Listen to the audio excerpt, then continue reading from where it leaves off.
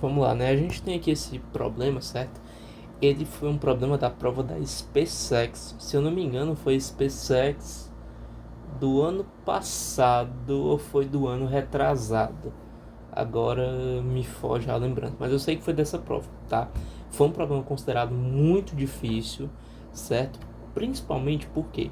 Porque ele vai usar um conteúdo que é isso aqui, ó, é o Teorema de Millman. É um teorema bem simples, é bem tranquilo de você entender a ideia, porém, número um, aplicar nessa questão não é tão tranquilo assim, e número dois, você precisa ter um certo manejo, né, com essa situação, tudo bem? Matheus, como é que a gente faz o teorema de Millman? Olha, primeira coisa, em qual contexto eu uso o teorema de Millman, né? Você usa para fazer a associação de geradores em paralelo, tá certo? Mas, Matheus, eu lembro que quando faz associação entre geradores em paralelo, cara, não é só deixar bonitinho, assim, a DDP ficar a mesma, né? E aí a resistência equivalente você divide por N. Pois é, nesse caso é um caso mais simples. Esse caso que a maioria dos livros e apostilas eles ensinam, né, no geral, é o caso mais elementar do Teorema de Millman. Mas a grande sacada do Teorema de Millman é que ele permite você aplicar em outros contextos, entendeu? Então, o que a gente vai ver agora é a generalização lá daquela equaçãozinha que todo mundo aprende, né? Bom, o Teorema de Millman ele tem duas partes, né? A parte 1, você vai associar as resistências em paralelo, como se os geradores nem tivessem lá. Então, você faz a associação em paralelo normal, 1 sobre RE, que vai ser 1 R1 mais 1 sobre R2, mais 1 sobre R3, e assim vai, né? Ó, até dar uma dor, tá certo? Pronto, fez essa associação. Beleza, cara. Agora o que você vai fazer? Né? Como é que a gente vai trabalhar aqui nesse contexto? Bom, vamos começar com um perímetro. Como é que a gente vai fazer? Olha, eu vou considerar que tanto esse cara aqui, ó, esse cara e esse cara vão atuar como geradores, tá certo? Aí você reparou que a polaridade desse carinha aqui inverteu? Ó, pronto, ele vai ser um receptor, tá? Ele vai ser um receptor, tá? É bem tranquilo, relaxa, não tem... É só um sinalzinho que aparece na conta, tudo bem? Bom, e aí na parte 2 do Teorema de Millman, a gente faz epsilon equivalente sobre R equivalente igual a epsilon 1 sobre R1 mais epsilon 2 R2 mais, certo? Então, esse é o Teorema de Millman. Matheus, é só esses dois passos, cara? Sim, só esses dois passos. Bem tranquilo, bem de boa, bem suave mesmo. Talvez se você está vendo pela primeira vez, essa questão pode não ser uma boa ideia para você aplicar esse teorema. Existem questões mais fáceis. Porém, no geral, tenta captar a ideia. Porque se você conseguir entender como é que você aplica Millman num problema como esse, os outros problemas eles vão ser muito tranquilos para fazer, tá bom? Bom, vamos lá começar a festa, né? Que o trabalho vai ser longo, tudo bem? Então, olha só, como é que a gente vai fazer? Primeiro, né? A gente quer pensar no caso do amperímetro, né? Assim. Então, o que eu vou fazer, ó? O que eu vou começar fazendo? Ó, aqui, nesse resistor, tá? Eu vou dizer que eu tenho o seguinte caso. Caiu aqui o negócio. Depois eu pego. Olha só. No caso, eu vou fazer o seguinte, olha só. Como a gente quer o amperímetro, eu vou dizer que aqui, ó, a gente tem um gerador. Matheus, um gerador, cara, que diabo é isso que tá fazendo? Calma. É um gerador, mas a DDPD, a eletromotriz é zero, tá? É só pra gente poder fazer o Millman, tudo bem? Então, ó, vamos lá. Parte 1, né? Ó, 1 sobre a resistência equivalente. Aí agora a gente vem e aplica aqui, ó. A gente vai olhar esses três carinhas, ó. Esse carinha do mal, esse carinha do mal e esse carinha aqui do mal. Tudo bem? Então, ó, a gente olha para eles. Então fica 1 sobre R mais 1 sobre 2R, né? Assim, ó, mais 1 sobre R também, né?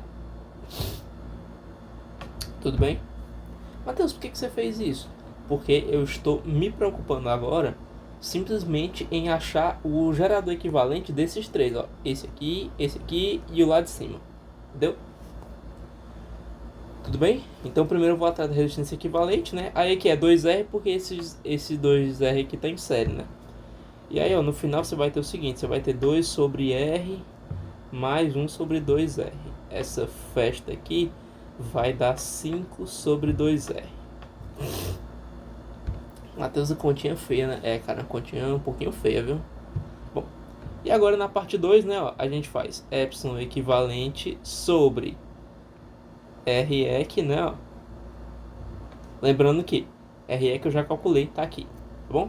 Vai ser, ó, o primeiro epsilon, que é o Ezão, sobre R, mais 0 sobre 2R. Olha só que garapa, né? O lado bom da gente fazer essa tática aí do gerador é que a gente consegue zerar essa parte, né? Mais epsilon sobre R lá em cima, né? Tranquilo? Isso fica com E sobre... fica 2E sobre R, né? Bom, então ó, o epsilon equivalente, ele simplesmente será o quê? Ele será... quando a gente passar o RE multiplicando, fica 5 sobre 2R, que multiplica 2E sobre R, né? Assim. É 5 sobre 2R, né? 2E sobre R. Isso. Eu só estou achando meu... Eu estou... 5 sobre 2R, 2E sobre R. Opa, rapaz, olha só. Isso aqui é 1 sobre R, né? Então, eu preciso inverter bem aqui, ó. Porque esse aqui é 1 sobre R, né? Então, ó, você vai fazer que o R equivalente, né? Ele tem que ser 2R sobre 5. Tá? Quase que eu esqueci de inverter aqui, ó. E aí, então, fica 2R sobre 5, né? 2R sobre 5. Olha que maravilha aqui, ó. Cancela aqui, cancela aqui. No final você vai ter 4E sobre 5. Certo? Isso vai ser aí o nosso gerador equivalente, tudo bem? E aí olha só o que vai estar acontecendo aqui, né? O que vai rolar. Bom, a gente vai ter, ó, a gente vai ter a seguinte situação. Nós teremos o seguinte, ó, teremos aqui o nosso gerador equivalente, tá? Com a nossa força eletromotriz aqui de 4E sobre 5, né? É isso mesmo, né? 4E sobre 5. Isso. Bem aqui a gente tem a resistência, que é 2R sobre 5. Aqui embaixo, né, ó, a gente tem o amperímetro, certo? E tem o polo negativo aqui, né, ó, aqui, certo? Com aqui vai ser E, né? E você liga pra cá, certo? Você vai ligar pra cá e vai ter, ele tem uma resistênciazinha R, né, ó. É, bem aqui, ó. Pronto. Aí agora, tá vendo como é bem mais fácil eu conseguir... Aí agora, né, se você parar pra perceber, fica bem mais tranquilo, né, ó, porque a gente pode aplicar uma lei das malhas, né, ó. Vamos partir desse ponto no sentido... Vamos dizer, ó, que a corrente ela saia nesse sentido aqui, né, ó, a corrente I. Vou chamar de I1, tá? Pra você entender que é a corrente do primeiro caso. Ó, a gente vai ter o seguinte, ó. Seguinte. Primeiro, a resistência equivalente, né, ó. Ela vai ser... Aliás, não, melhor, vamos calcular na boa, né? Ó, partindo desse ponto aqui, ó. Partindo aqui do ponto A, beleza? Partindo desse ponto no sentido... Fazer o seguinte, ó. Vou nomear aqui os pontos. Chamar A, B, C, D. Tá certo? Aí a gente resolve ali por uma lei das malhas normal, ó. Eu vou dizer que a gente vai andar na malha A, B, C, D, A. Então o que a gente tem, ó? 4E sobre 5 mais... Perdão, tô resfriado. Bom, a gente tem aqui, ó, menos 2R sobre 5, né, ó. Vezes I, claro, né? Lembrando, não esqueçamos que a gente quer achar o valor do I, tá bom? Aí aqui, ó, eu ando por aqui e quando eu chego aqui, ó, tem outro aumento de DDP, então mais E, mais R, e isso tem que ser igual a zero. Mais R, não, perdão, menos R aqui, porque eu estou no sentido da corrente, né? Então fica negativo. Aí, olha que legal, olha que legal. Se eu juntar todo mundo que tem o E, fica 9E sobre 5, certo? Que eu pego 4 quintos e somo com E, vai dar 9E sobre 5. Se eu passar todo mundo aqui, aí que fica menos R e I, né? Menos R e 1, tá certo? Aí se eu juntar todo mundo que tem R, ó, vai ficar 7R sobre 5 positivo lá do outro lado. Aí olha que maravilha, ó, o 5 vai cancelar. E aí o nosso I, né?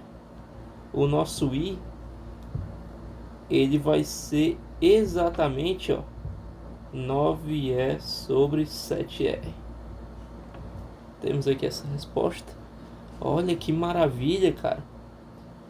Que maravilha, né? Encontramos, tranquilo. Encontramos aí o nosso resultadinho, beleza? Então essa é a corrente I1 que passa aqui no amperímetro, tá vendo? Mateus, aí agora eu quero fazer a mesma brincadeira, porém para o meu voltímetro. Como é que eu faço? Bom, agora, né, ó, na parte 2, deixa eu só pegar novamente aqui a figura para a gente rabiscar, que essa questão ela precisa de uns rabiscos, tá? Precisa de uns rabiscos assim, você vai bem na moralzinha para ir rabiscando e ir dando certo as coisas, né? Bom, olha só. Agora a gente quer essa voltagem aqui, né? Como é que eu vou fazer? Olha só. Agora nós vamos fazer o seguinte, nós vamos fazer o gerador equivalente, certo? Nós vamos fazer o gerador equivalente entre esses caras aqui, ó. Esse cara, lembrando, né? Não vou me importar mais com o perímetro, porque ele já está calculado, tudo bem? E esse cara, tudo bem? Eu vou aplicar Milliman para esse caso. Bom, aí como é que fica aqui o REC, né? O REC, 1 sobre REC, na verdade, né? Ó, lembrando, parte 1 a gente aplica aqui, né? 1 sobre REC. 1 sobre REC vai ser igual a 1 sobre R mais 1 sobre R mais 1 sobre R, né? Ó, bem de boa, bem tranquilo, sem dor nem ranger de dente. Fica 3 sobre R, ou seja, o R equivalente, né, ó, vai ser R sobre 3, né, ó. Pronto, legal. Aí agora, parte 2, né, ó, do teorema de Milliman, a gente faz o que? A gente diz que REC, não, desculpa, aqui, ó, epsilon, né, que é o gerador equivalente, sobre o REC. Agora, olha só, a gente tem que ter um certo cuidado. Repara que tu tem dois caras com a mesma polaridade, né? E um como se tivesse com a polaridade invertida, né? Ó. Então, o que acontece? Esse cara, ele vai funcionar como se fosse um receptor, né?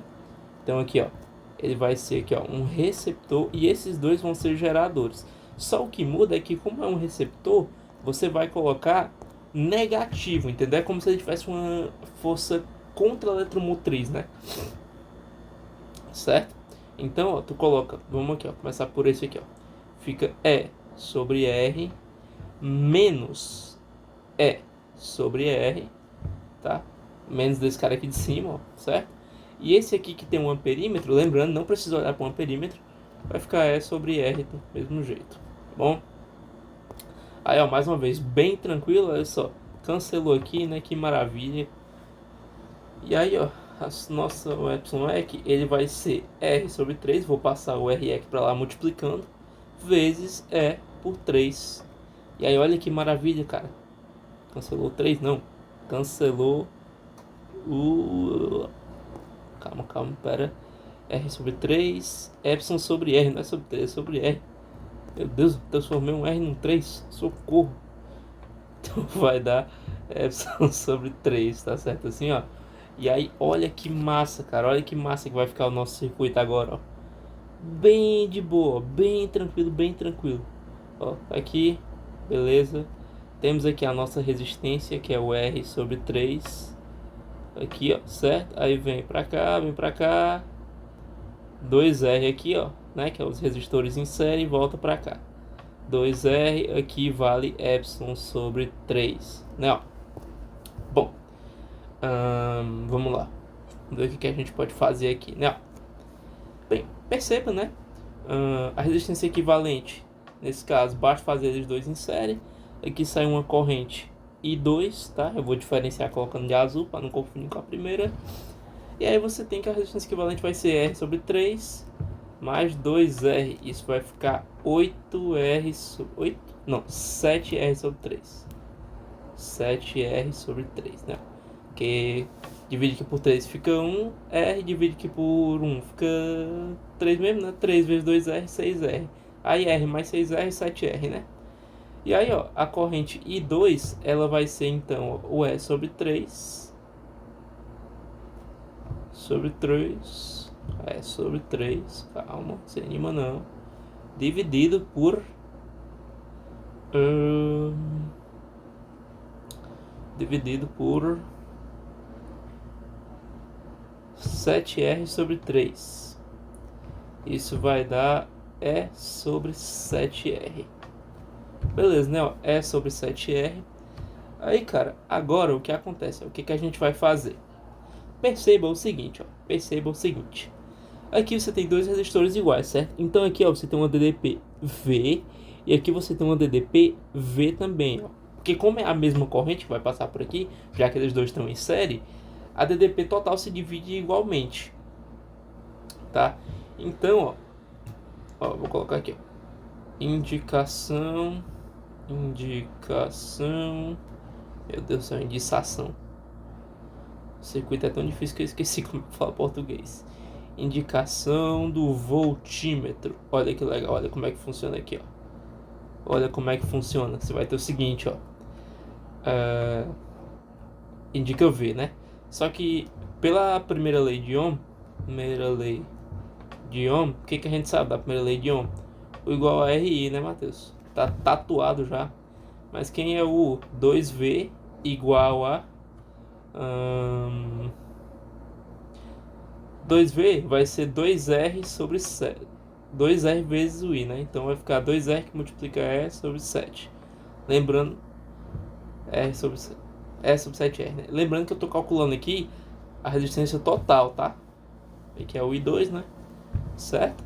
E aí, olha que legal, ó, cancela aqui, ó, o 2 com 2, esse R cancela com esse R, e aí, olha que maravilha, ó, temos aqui a questão, a indicação do voltímetro, que é sobre 7, é igual a nosso DDP-V, né?